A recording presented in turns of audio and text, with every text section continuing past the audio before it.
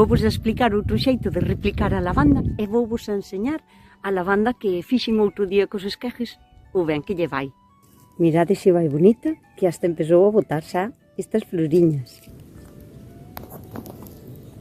Sería collendo estes jarabullos que ainda lle quedan á lavanda, son como se foran diferentes fillos.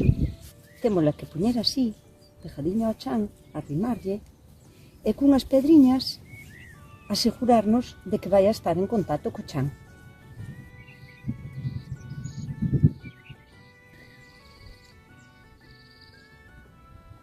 Deste xeito a planta sigue aportando os nutrientes que necesita a esa rama porque non lla cortamos e en un par de semaniñas ou 3 cada un deses fillos vai a botar raíces e poderemoslos separar da nai e separalos individualmente e plantalos independientes e teremos novas plantas de lavanda.